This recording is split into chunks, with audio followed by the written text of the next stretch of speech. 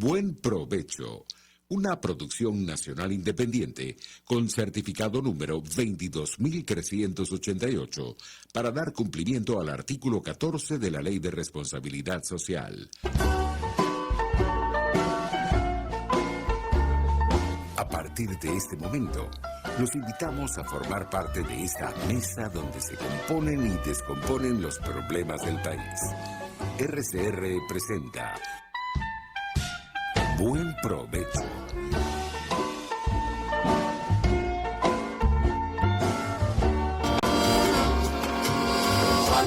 La voz de la diáspora en Buen Provecho con el profesor Tomás Carlos.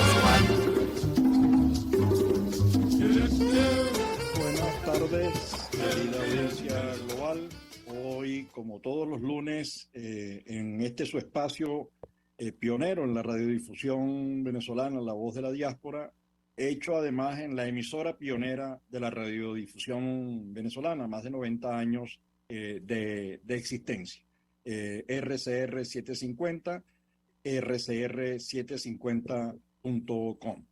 En la dirección de la estación se encuentra Jaime Nestares, en la gerencia de producción Willy Zarcaya, en la producción Génesis Rodríguez, en los controles Gregorio González y en la conducción este servidor Tomás Páez.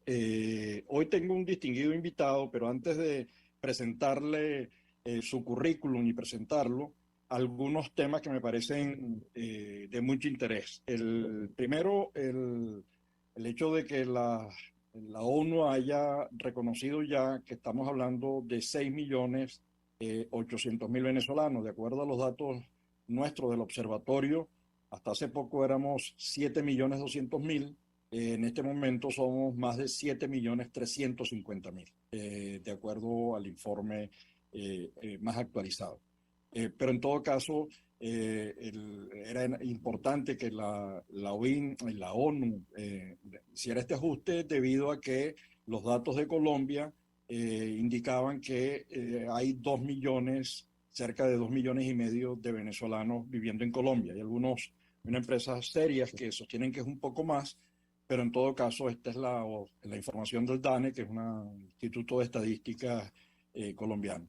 La verdad que uno echa en falta que Venezuela, el Instituto de Estadística, que además nuestro Instituto de Estadística, la antigua OSEI, era, y bueno, y sigue siendo, y hay un personal muy serio, pero la gerencia está decidiendo y la política está decidiendo que este es un tema que pareciera no debería incluirse, y que nosotros creemos que esto es importante.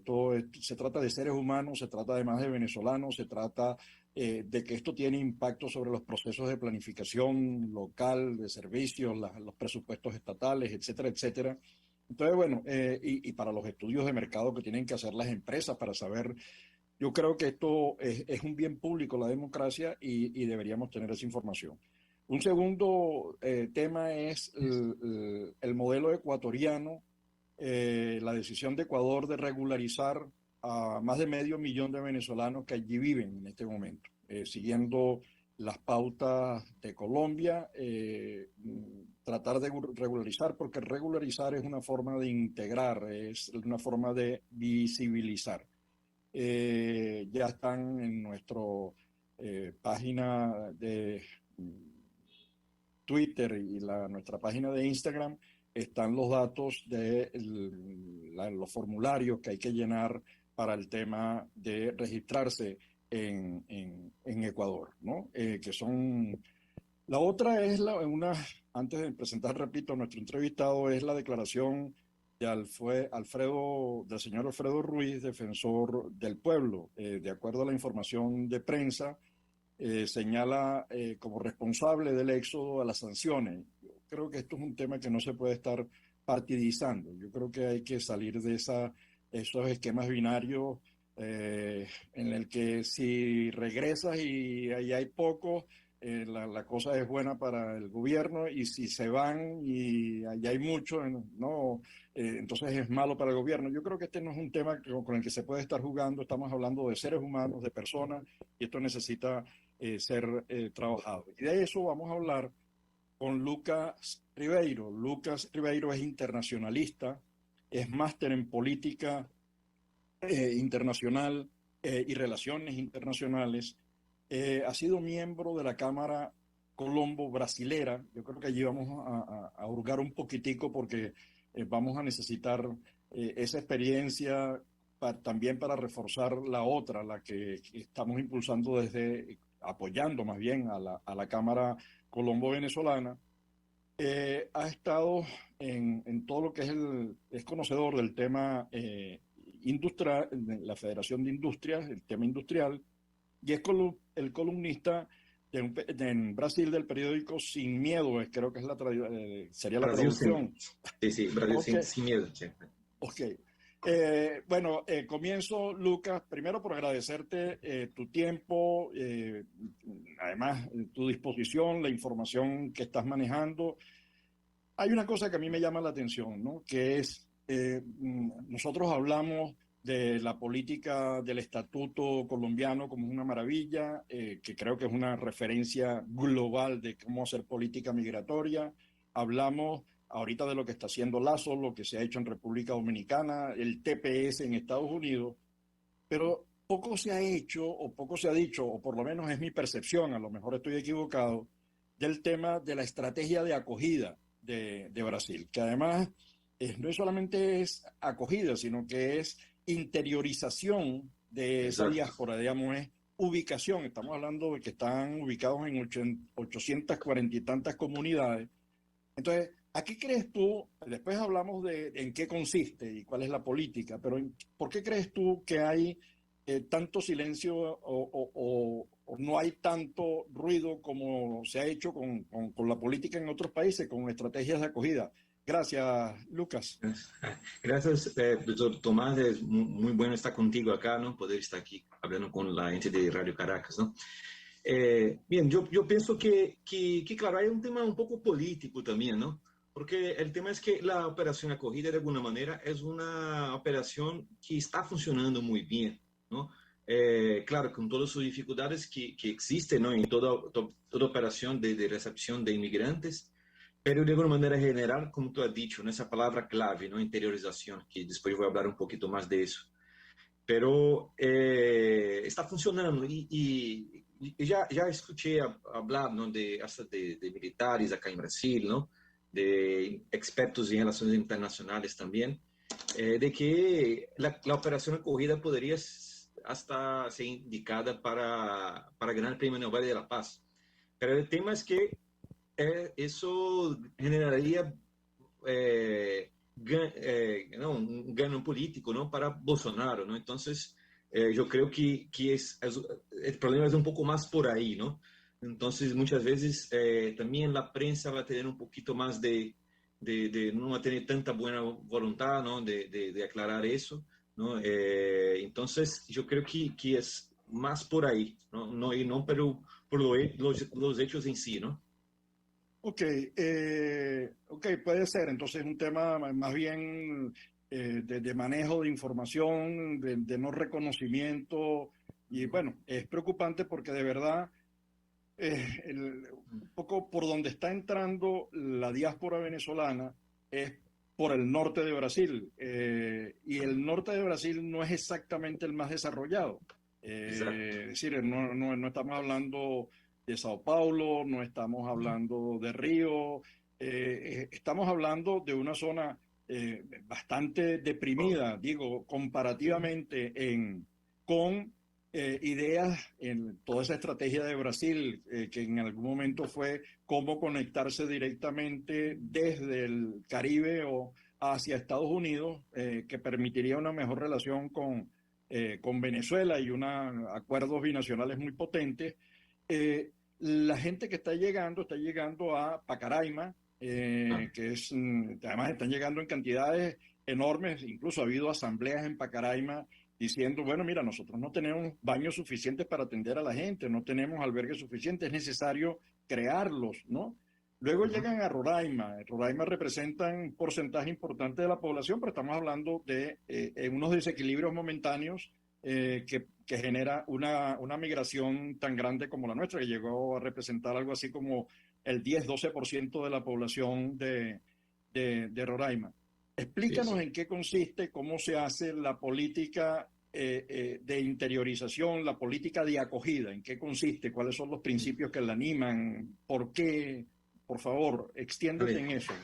listo. Bien, en primer lugar, volviendo como tú hablaste antes, ¿no?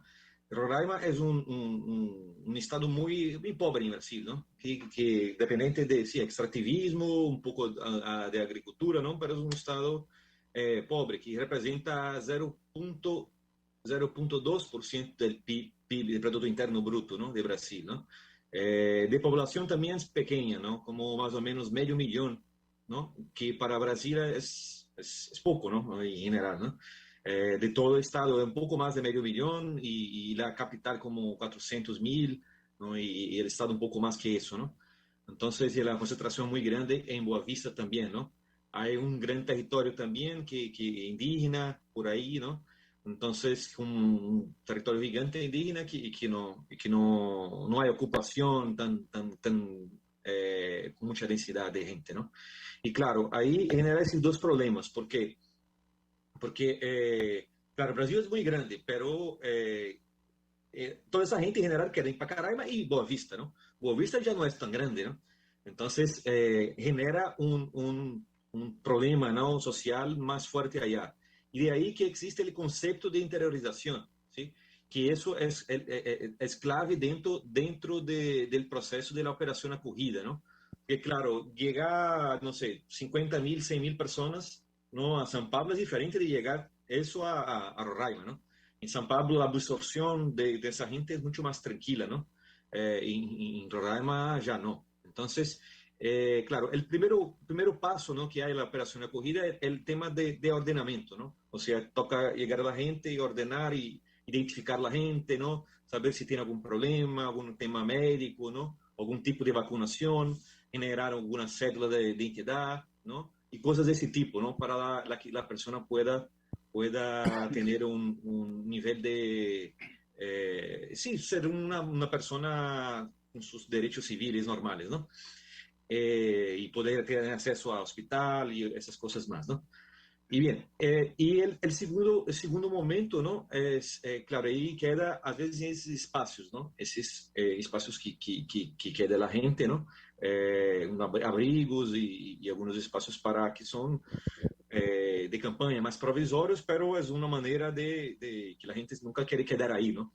Pero es como, sí, como si fuera, ¿no? Una situación de guerra, ¿no? Que queda esos espacios así.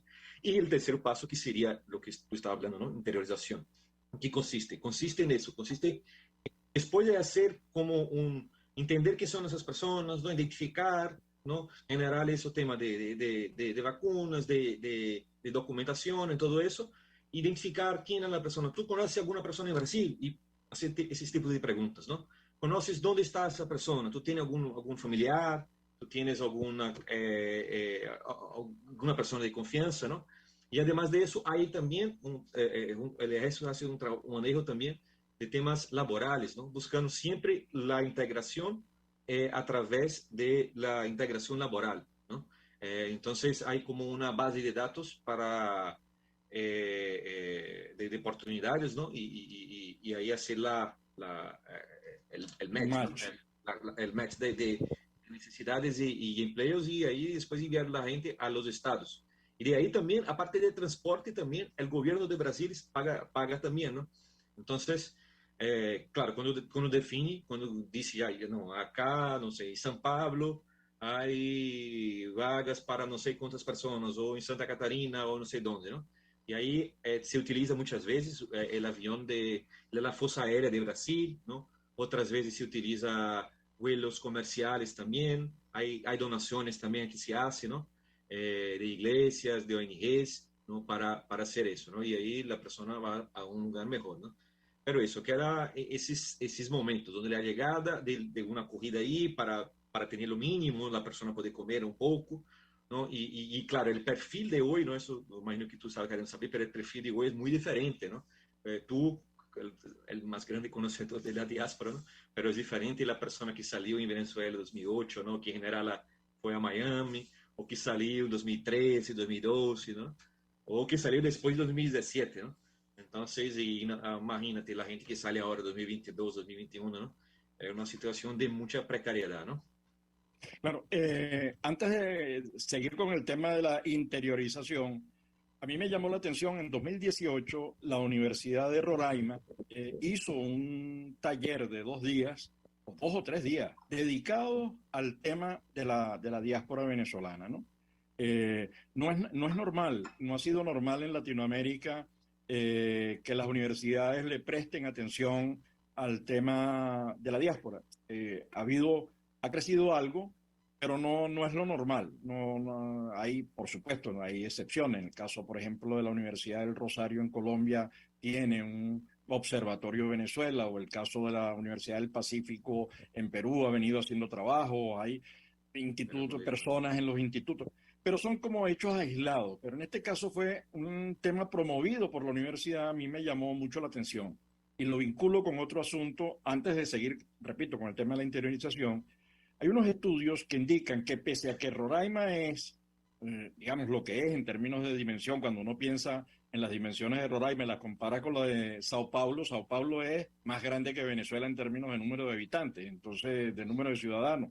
Entonces, es verdad que además es un relativamente de menor desarrollo. Sin embargo, los estudios que se han hecho, que a mí me han llegado, no sé por qué institución, indican que el aporte que hace al PIB local de la inmigración venezolana es muy grande, o por lo menos es significativo. Entonces, no sé si tú has trabajado el tema o tienes información, si no, vale, digamos, porque eso es una información que a mí me llamó la atención porque iba a ser presentada o fue objeto de presentación y discusión o debate en ese evento promovido por la Universidad de Roraima. De verdad, yo no conocí ese estudio, ¿no? No conocí ese estudio, pero me imagino que seguramente debe tener un impacto, ¿no? Como tú has dicho, yo creo que hubo un momento, ¿no? Que ya representó como 10, 12% de la población, ¿no? Entonces, y claro, y por más que la gente llegue con dificultad, pero también llega con muchas ganas de vencer en la vida, ¿no? Y está ahí y toca hacer las cosas, ¿no? Entonces, y imagino que debe tener, sí, una importancia, ¿no? Significativa para el PIB ahí, ¿no? De Roraima, porque, como decimos acá, ¿no? La población de Boavista es como 400 y pocos mil personas, ¿no?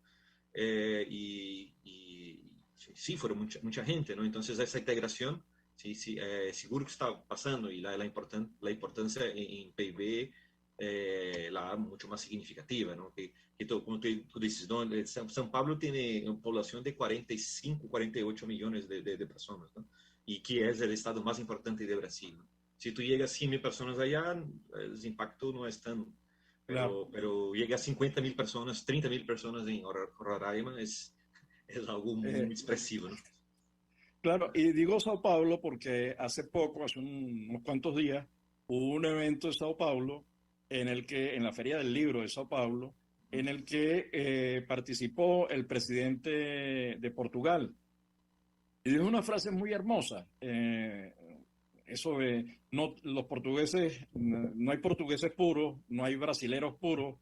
Bueno, porque al final todos somos mezclas, ¿no? Hibridaciones, esas identidades que van cambiando. Cuando uno ve la historia de Portugal y la presencia de Brasil y ve la presencia de Portugal, impresiona. Pero el otro dato que está en el Observatorio de las Migraciones de Portugal, y lo vinculo con lo que estábamos hablando ahora de Roraima, indica que el 67% por ciento de los contribuyentes son de origen extranjero a la seguridad social de Portugal. Es decir, la conclusión de ese estudio es los migrantes dan más de lo que reciben. Y yo sé que la información que ha habido en Pacaraima, montar albergue, suministrar comida, crear espacios para que la gente pueda hacer sus necesidades, porque bueno, el volumen de gente que está llegando, como tú bien has dicho, con unos perfiles también distintos, bueno, eso necesita ser atendido, pero esa atención significa un costo. Pero lo interesante del estudio ese que se hizo en Portugal, el seguimiento que se hace, es que llega a la misma conclusión de muchos estudios. La diáspora siempre da más de lo que recibe, porque es que además quienes migran son jóvenes, y eso es un bono demográfico para cualquier país. Obviamente, como tú bien dices, en Sao Paulo o en Río, no sé, 1.000 venezolanos o 2.000 venezolanos o 30.000 venezolanos en Sao Paulo no dicen absolutamente, es más, es una cosa en la estadística que queda como por fuera. Entonces, vuelvo a la política de interiorización. Con la Fuerza Armada, que significa aviones, traslados, y eso es un costo para el gobierno de Brasil, digamos, para el pueblo de Brasil, porque eso al final son los recursos de los ciudadanos. Estamos hablando de un nuevo aporte de Brasil a la diáspora venezolana, y ellos llegan a localidades. ¿Qué pasa con la gestión de esos migrantes que llegan a Río, que llegan a Sao Paulo, que llegan a Boavista, a cualquiera de las otras localidades en el sur, Santa Caterina? ¿Qué pasa allí, digamos? ¿Cómo es la conexión y cómo es el trabajo y la relación entre el gobierno central y los gobiernos locales para atender la diáspora? Porque me parece que es un ejemplo interesantísimo de gestión de diáspora, no solamente la estrategia de acogida, sino la estrategia de descentralización de la dispersión de los venezolanos. Yo creo que el eje fundamental, doctor Tomás, es el eje laboral, ¿no? Porque el trabajo es la única que dignifica el hombre, ¿no? Entonces, cuando tú llegas con una posibilidad, ¿no? de sobrevivir a sus propias fuerzas, a su propio sudor, eso es siempre lo mejor escenario, ¿no? Entonces, yo creo que lo bonito de acogida es eso, que hay el tema humanitario, ¿sí? Hay el tema de eso, de cosas así como dices, ¿no? De buscar enfermedades también, que a veces viene gente que viene caminando, ¿no? Desde Caracas, ¿no? Hay relatos de eso, ¿no? Especialmente en los últimos años, especialmente de COVID y una crisis todavía peor, ¿no? Como dice, es diferente, ¿no? Los perfiles son muy diferentes. Yo, por ejemplo, he tenido en Colombia, ¿no? Una profesora, doctora Natasha Rojas, ¿no? Que es una doctora, ¿no? Y no sé, yo creo que llegó ahí en 2012, 2013, ¿no? Entonces, mucha gente que también que salió a Miami, ¿no? Pero la gente que salió a Miami salió en 2010, 2012, ¿no? Entonces, es por ahí. Pero el eje de la acogida yo creo que es eso, es integrar, ¿no? Integrar el tema humanitario con el tema el laboral, tema de trabajo, ¿no? Porque cuando la persona llega ahí con una posibilidad de trabajo, ya tiene cómo subsistir, ¿no? Cómo sobrevivir, ¿no? Y claro, y una persona que llega así, yo ya he tenido experiencia de ser, ¿no? Migrante, ¿no? De vivir en otro país, yo viví en Colombia por 3 años, ¿no? Y fui muy bien recibido, ¿no? Pero sí, hay una cosa distinta que me gustaría hasta comparar un poco de Brasil con Colombia, ¿no? Yo creo que Colombia en general, claro que a veces aparece también en la prensa problemas, ¿no? A veces temas de xenofobia o cosas del tipo, ¿no? Pero en general también hay programas interesantes en Colombia, ¿sí? Hay una integración, ¿sí? De la gente, ¿no? En Brasil como Brasil es tan grande, ¿no? Es como si la gente no tuviera ni mucha idea, ¿no? Porque en Colombia es una cosa que es muy presente, ¿no? Claro, el idioma, ustedes tienen un acercamiento de lengua, pero también culturales, ¿no? Tienen sus disputas na arepa, si es de Colombia, de Venezuela, esas cosas, ¿no? Pero, pero hay una integración cultural, de lengua, de cosas, ¿no? Y de Brasil es como es diferente un poco. No hay tanto el conflicto como, por ejemplo, yo creo que en Colombia también hay temas un poco más de conflictos, ¿no? De cosas así, de tensiones. En Brasil creo que no hay tanto eso, pero por otro lado hay un problema de desconocimiento, ¿no? Yo creo que la gente sabe muy poco, la gente sabe muy poco del drama de venezolano, la gente sabe muy poco de la diáspora, ¿no? Porque es claro, la gente sabe, sale alguna cosa en periódico, una cosa así, pero no es algo que está tan presente, ¿no? Yo cuando vivía en Colombia, yo cogía un Transmilenio, iba a trabajo, yo via un montón de venezolanos, ¿no? Yo cuando yo a la universidad conocía venezolanos, yo en el trabajo conocía venezolanos, ¿no? Yo conocía en todos lados, y están muy integrados, ¿no? En la sociedad, ¿no? En Brasil es como, sí, es eso, porque en Colombia no sé, se cree que son como 1 millón, 2 mil, casi 2 millones, ¿no? En Colombia, No, ¿no? 2,5 millones. Dos Dos millones y millones medio. y medio, Pero imagínate. mira, te tengo que cortar ahora, Lucas, porque vamos al corte publicitario Ah, de la emisora y desconectas y te vuelves a conectar al mismo link y seguimos en el siguiente segmento. Entonces, hasta el segundo segmento. perfecto.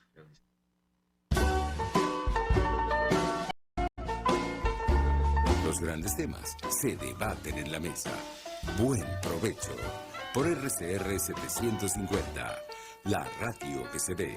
Y síganos en Twitter en @RCR750. Sintonícenos a través de Periscope, @RCR750, la radio que se ve. Mis amigos, quiero hablarles de Dilab Biodiagnóstico, un nuevo laboratorio clínico con un concepto original. Además de estar dotado con los equipos de la más reciente tecnología y el personal de más alta calificación, Dilab Biodiagnóstica te ofrece ambiente y trato amables y los precios más económicos en todos tus exámenes de laboratorio. Pide tu cita en el 0212-945-5788. Dilab Biodiagnóstica, precisión y confianza en laboratorio clínico. Antes de empezar el día, entérese de lo que acontece en el país junto a Pedro García Otero en Titulares de la Mañana, de lunes a viernes a las 6:30 de la mañana. Acompáñelo y empiece su día bien informado. Titulares de la Mañana con Pedro García Otero, solo por RCR 750 AM, porque lo bueno une. Pluralidad contigo. Respeto contigo. Responsabilidad contigo. Libertad contigo.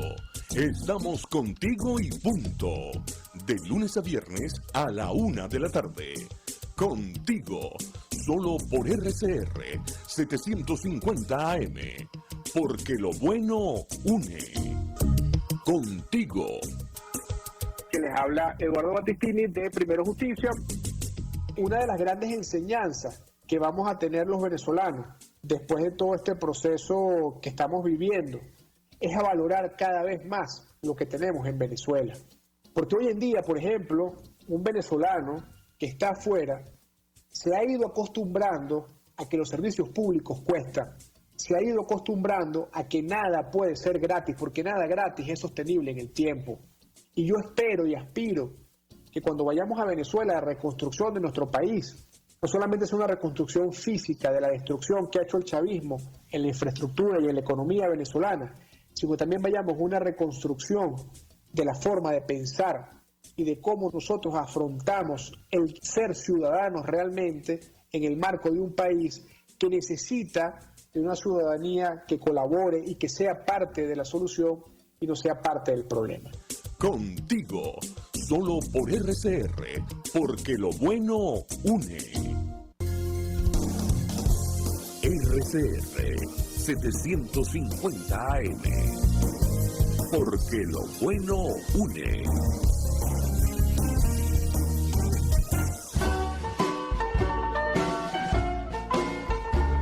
Escuchas Buen Provecho por RCR 750, la radio que se ve. Ya de regreso a nuestro segundo segmento del programa La Voz de la Diáspora en Buen Provecho, con nuestro distinguido invitado, Lucas Ribeiro. Lucas es internacionalista, máster en políticas y relaciones internacionales. Ha sido miembro o es miembro de la Cámara. Después me gustaría que habláramos de ese tema, de la Cámara Colombo Brasilera. Ha sido integrante de la Federación de Industria y es columnista de un periódico en Brasil que se llama Sin Miedo. Eso vale, ¿no? Porque hay prensa, la libertad de expresión es uno de los más importantes derechos que además es uno de los que sufre más rápido y de inmediato, como lo está viviendo ahora Nicaragua, como lo ha vivido durante 2 décadas largas Venezuela, y que además se está impulsando una ley. Pero bueno, ese es otro asunto relacionado con el tema, porque hay muchos migrantes que son comunicadores porque los medios han sido confiscados, expropiados, etcétera, han sido cerrados. Cuando estabas conversando, hay una idea de, bueno, por supuesto, los 2,5 millones de venezolanos en Colombia tienen un peso, el millón y tantos en Perú tienen un peso muy grande, pero se dice poco de la cifra de venezolanos en Brasil. Por supuesto, Brasil es casi que un continente el solo, ¿no? Estamos hablando de, no sé, 280, 270 millones de habitantes. Yo no sé, no tengo las cifras actualizadas. 210 millones, 210. 310 ya. No, 210. 210. Ok, 210 millones. Bueno, yo pensé que era un poco mayor. En todo caso, allí los venezolanos que haya, para la estructura de Brasil es muy pequeño, no es un porcentaje, sí. 0 punto algo, pero en todo caso hay mucho. Es decir, yo creo que sería bueno que nos dijeras las cifras que ustedes están manejando sobre la diáspora venezolana, porque se dice pronto. ¿Hay diáspora en Brasil? Sí, pero saber el número importa mucho. Claro, claro. Yo estaba mirando acá, ¿no? Trayendo para esa charla también salió en EBC, que es una prensa acá, ¿no? Una estatal acá de Brasil, hablando que de 2017 a marzo, ¿no? de 2022, Brasil ha recibido 325.000 venezolanos, ¿no? Entonces, y es el quinto. Entonces, segundo ese artículo, ¿no? que yo encontré acá, sí, Brasil es el quinto todavía, ¿no? Entonces, no es también, ¿no? tan poco, ¿no? Entonces, es una cantidad de gente razonable, ¿no? Aunque, claro, como te dices, ¿no? La gente piensa más en Colombia, en Perú, ¿no? Pero sí, hay ese número, ¿no? Ese número que yo tengo acá. Vuelvo a Roraima y a la universidad, porque me parece importante el esfuerzo que hizo la universidad, primero con el evento, después con el estudio, que creo que además tiene, en el evento se presentaron varios perfiles, varias posibilidades, varios papers, realmente, que mostrando todo ese perfil del venezolano que estaba llegando en términos de educación, ingresos, si trabajaba en el tema formal, e incluso hasta anécdotas, ¿no? de gente que utilizó, dijo, comenzó a robar y dijeron, somos venezolanos, y al final no eran venezolanos los que estaban robando, sino que eran otros que estaban usurpando la nacionalidad venezolana. Pero bueno, eso es una anécdota entre miles. ¿Por qué? Y tú que has estado además en universidades en otras partes del mundo, has estado en Colombia, ¿a qué obedece que las universidades hayan guardado casi un silencio estruendoso en relación con lo que ocurre en Venezuela? ¿Qué pasa allí con la mayoría de las universidades, ¿no? Con salvadas excepciones? Esa de Roraima hizo ese esfuerzo. O la del Rosario en Colombia tiene incluso un centro y una emisora, un programa, un espacio radial dedicado al tema. ¿A qué crees tú que obedece ese tema, y cómo, si tienes alguna idea, tú siendo internacionalista y además trabajando el tema político, qué se puede hacer allí para revertir tanto silencio? Tomás, ¿qué que yo pienso de eso, ¿no?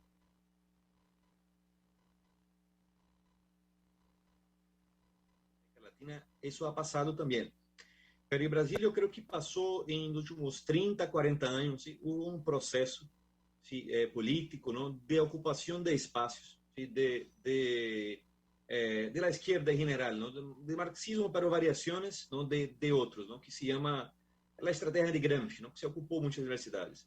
Entonces, hay un sesgo muy grande, ¿no? De universidades para ideas más socialistas, ¿no? Más marxistas, ahora progresistas, ¿no?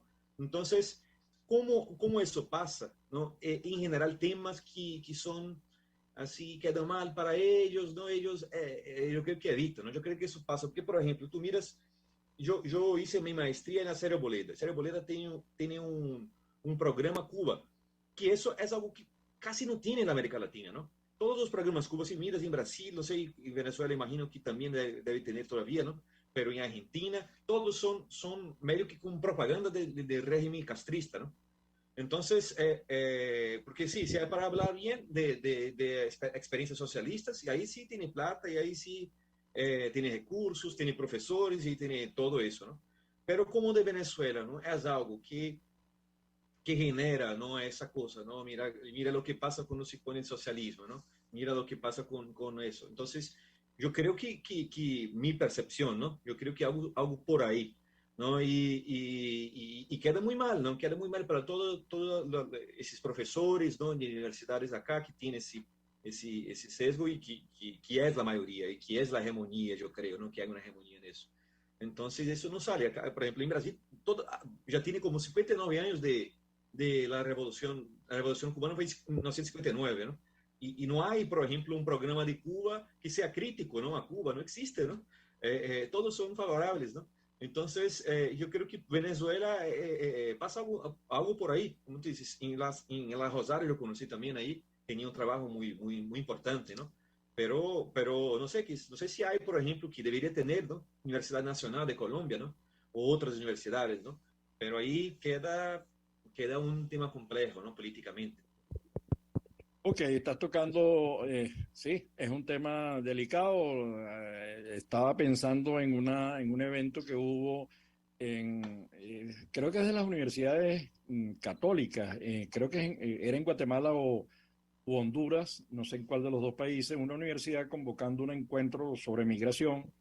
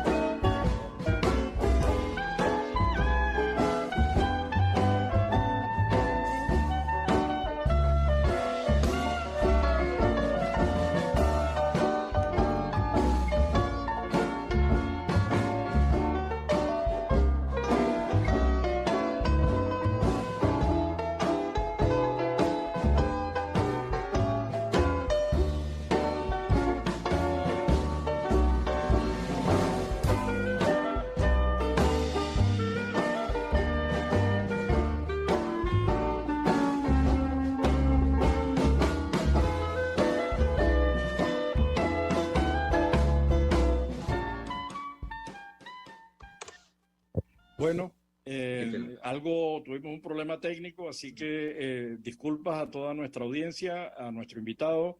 Estábamos conversando sobre el tema de cómo cómo las universidades en general se resisten a abordar el tema venezolano poníamos el caso de un evento reciente, 2017, 18 creo que fue. Y había 5 mesas en el encuentro. Había una dedicada a no sé qué cosa, pero había una en particular que era el neoliberalismo. El neoliberalismo es casi que un eslogan, es así como esa palabra que utilizan ahora los políticos cuando tienen que denigrar del otro, fascista, ¿no? Que acusan al otro de fascista. Es una palabra que viene rápido a la boca, pero que vacío de contenido, pues, ¿no? Entonces, yo decía, bueno, está bien, imagínate que tiene razón, una mesa para analizar, bueno, pero hay que hacer una mesa para analizar el socialismo, porque el derecho a asilo surge cuando la migración húngara se hizo tan grande que fue necesario encontrar una respuesta, y la respuesta que consiguió la comunidad internacional fue el derecho de asilo. Allí nace, y nace con ese atributo que generaron los países socialistas soviéticos, que es todo socialismo de esos países generó diáspora. Pero Lucas estaba hablando, Lucas, vamos a aprovecharlo este segundo segmento, Lucas, por tu experiencia en la Cámara brasilero-colombiana. nosotros creemos no, en el estudio sale a la luz que un porcentaje elevadísimo de la diáspora venezolana es emprendedora, pero no solamente la venezolana, toda diáspora, por lo que tú decías, necesita trabajar de inmediato para vivir, pero además para poder enviarle a quienes está dejando atrás, a los niños y a sus familiares, a los niños y jóvenes que dejan atrás. Y hemos pensado en que este es un momento interesante porque estamos hablando de más de 5 y tantos millones de venezolanos, pero también haitianos, migración colombiana, migración peruana, que podría ser aprovechada, migración haitiana en Brasil muchísima, además de la venezolana, que podría ser aprovechado para integrar más rápidamente, incluso para pasar de estrategias meramente asistencialistas, sin negarle su importancia, a estrategias complementarias de darle fortaleza al... Entonces, ¿qué papel podrían jugar los gremios empresariales, las cámaras binacionales, la Cámara brasilero-venezolana seguramente, o la Cámara venezolana-colombiana, o la Cámara venezolana? ¿Qué papel podrían jugar los gremios y además el sector privado? Porque esta es una oportunidad para la internacionalización también de las empresas. Tiene gente que tú lo mencionaste de pasada, que es llegar a Brasil no es llegar a Colombia, porque esto supone una lengua distinta. Uno cree que uno habla portugués, pero cuando empiezas a hablar en serio con un brasilero o con un portugués, sí. Es otra cosa. Ahí el portuñol no sirve, ¿no? Entonces es más complicado, ¿no? Háblame lento. Entonces, digo que hay muchas cosas que resolver, como el tema de la lengua, que no es un aliciente para irse a Brasil, y sin embargo tenemos más de 350.000 personas en Brasil. Entonces, ¿qué papel puede jugar el sector privado, tú que tienes experiencia en esta área? No, creo que es clave, ¿no? Eso es clave porque, especialmente gremios o cámaras, ¿no? Porque lo que pasa es, todos esos, tanto las federaciones de industrias, ¿no? Como gremios, ellos manejan muy buenos datos, ¿no? Yo creo que lo mejor que ellos tienen son información, ¿no? Y vivimos en la sociedad de la información, ¿no? Entonces, para hacer también ese match, ¿no? de necesidades de los migrantes con el sector productivo, ¿no? Entender, claro, porque muchas veces viene gente muy preparada, ¿no? Como disse, claro que ni esta más, como estamos agora, mais nos últimos anos, já não é como aquele nível, não, que tinha antes, não, porque estou mirando migrações de venezolanos que salió en 2013, en 2015, não, chegava gente muchísimo preparada, não. Entonces era gente que era mucho más fácil de integrarse, ¿no? Claro. Claro, ahora ya gente con una situación más, digamos, especialmente si tú miras los últimos 2 años, ¿no? Desde la pandemia, ¿no? Que ya es una situación más precaria, ¿no? Pero mismo así también es una oportunidad, ¿no? Porque tú miras también, ¿no? Mucha gente que migra, por ejemplo, a Estados Unidos también, ¿no? Y que viene gente ahí sin nada y que, como se hace en la América, que es como se dice, ¿no? Entonces, yo creo que es por ahí, ¿no? Es por ahí generar posibilidades, ¿no? Acá en Brasil hay un empresario que se llama Luciano Hang, ¿no? Que tiene una empresa muy grande de temas de ventas de todo tipo de cosas, ¿no? La Avan, se llama Avan, ¿no? La empresa. Y toda vez ele já mostrado muchos venezolanos que están trabajando ahí con él, ¿no? Y siempre apoya en eso, ¿no? Eso de información, de entender necesidades de industria, ¿no? Y entender porque en la operación acogida, el propio ejército, ¿no? Y las instituciones que están allá logran tener mucha información de las personas que están ahí, ¿sí? Entonces sabe a veces si tiene un idioma, si no tiene, sabe la formación, no sabe eso, y con esa información yo creo que es más fácil de integrar, ¿no? Y yo creo que, claro, ahí hay que tener todo eso de gremios, también de empresas, las empresas mismas, ¿no? ONGs, ¿no? Para buscar esa integración, ¿no? Buscar esa integración, buscar ese apoyo, ¿no? Con nuestros hermanos venezolanos, ¿no? Porque sí, es una situación extrema, que nadie lo quiso eso, ¿no? Que lo pasó en un país y que yo creo que sí, es una obligación moral, ¿no?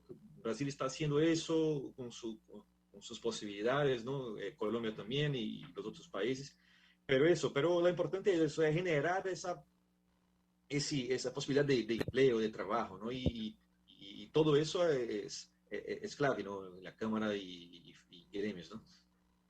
A ver, fíjate, cuando antes mencionabas la forma en que se viajaba, los venezolanos siguen viajando como lo están haciendo hacia Brasil y ahorita lo están haciendo incluso por zonas que son más delicadas como la selva del Darién. Pero además tienen que atravesar unos cuantos países centroamericanos que han levantado, uno de ellos Costa Rica, que ha levantado restricciones a, digamos, la decisión de tener visa, o el caso de México, que exige una visa cuyas condiciones, bueno, tener trabajo, más de $2.500, digamos, casi que te está diciendo usted no es, ¿no? Usted no, por aquí no pasa. Eso está obligando a, lo que está haciendo es que se está recomponiendo y la gente está caminando ahora, primero lo hizo hacia el sur y ahora está caminando hacia el norte. Solo el año pasado ingresaron a Estados Unidos más de 100.000 venezolanos, han sido deportados otros tantos, digamos, no 100.000, pero han sido deportados unos cuantos miles.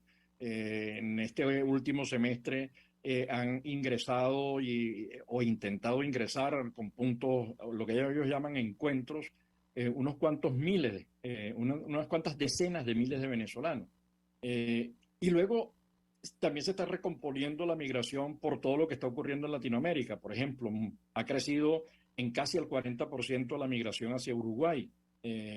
Bueno, Argentina tiene hoy una situación económica muy difícil que se la hace muy difícil a quien no tiene condiciones para aguantar una inflación que a quien destroza es al pobre.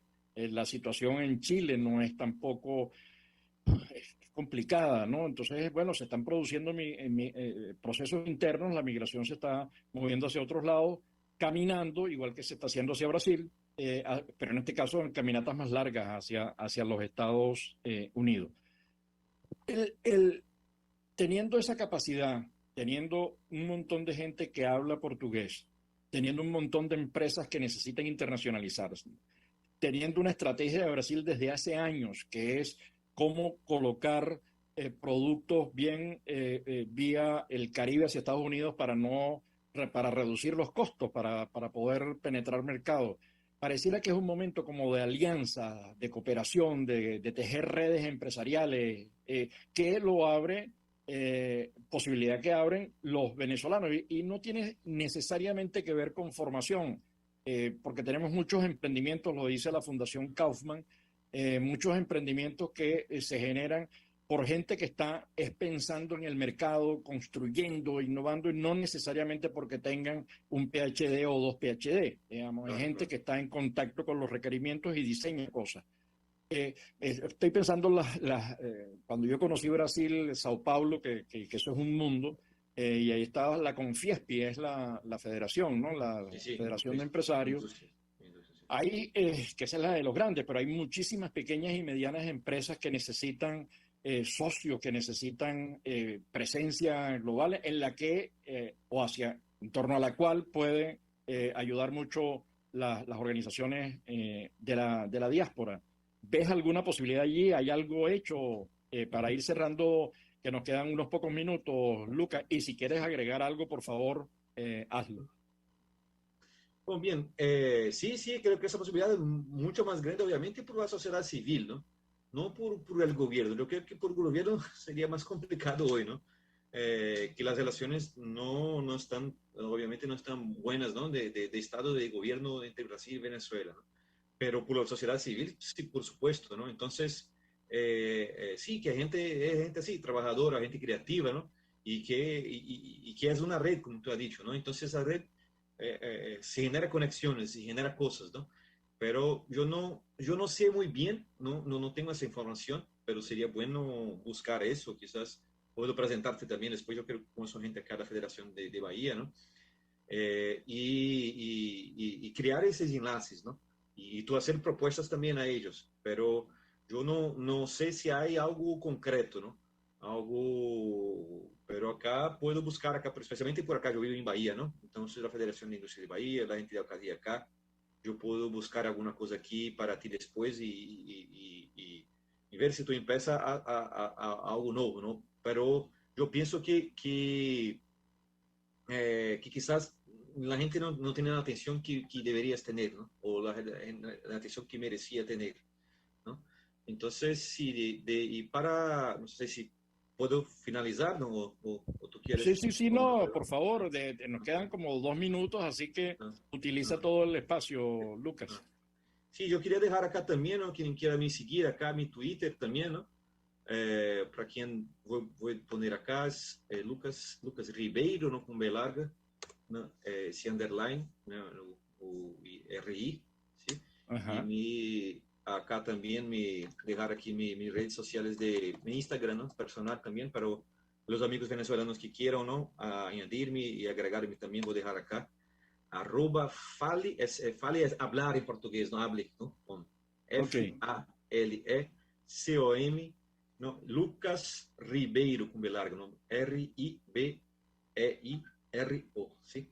Y sí, poner a disposición también para lo que necesite a toda la gente de la Radio RCN y los amigos también de ti, la gente que escucha a nosotros acá, y saber que tiene acá una persona muy entusiasta, ¿no? Yo he conocido muchos venezolanos brillantes, ¿no? Mucha gente que me gusta mucho, ¿no? Y yo creo, yo tengo una fe muy grande que Venezuela después de eso será un país mucho mejor, porque todo el sufrimiento la gente va yo creo que va a tener va a ganar muchas cosas fuera, ¿no? Va a ganar otras cosas, no solo de conocimiento, pero de experiencia, de vivencia, ¿no?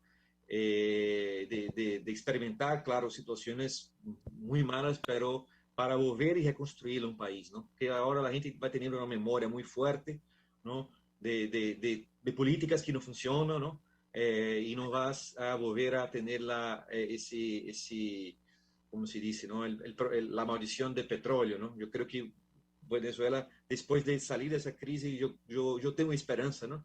Que ustedes van a hacer una reconstrucción bonita y volver ahí después, la próxima generación va a reconstruir el país bonito que siempre fue, ¿no? Mil gracias de verdad, Lucas. Primero por el tiempo, por compartir tus conocimientos y tu experiencia en el área. Por estas palabras tan esperanzadoras que además las necesitamos, ¿no? Que de alguna manera las palabras construyen realidades. Yo creo que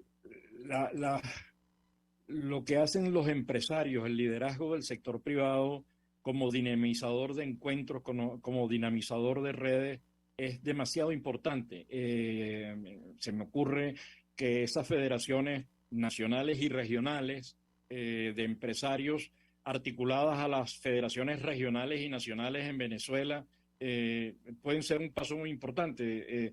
Tener a un brasilero en Venezuela o a un venezolano en Brasil es poder tener un buen estudio de mercado, porque es conocer la realidad del sitio. Ese que emigra tiene contactos, conoce, tiene una sensación más certera de la realidad, y eso vale oro. Para un pequeño y mediano empresario, que son la mayoría de las empresas en la región, poder tener unos aliados tan importantes y presencia en todo el mundo, presencia con una lengua, etcétera, eso vale oro. Así que mil gracias, Lucas, y a toda nuestra audiencia global. Nos seguimos viendo como todos los lunes a esta hora, 12 del mediodía, hora Venezuela. Nos seguimos viendo. Abrazo. Muchas gracias. Hasta luego. Chao. La voz de la diáspora, en buen provecho, con el profesor Tomás Barros.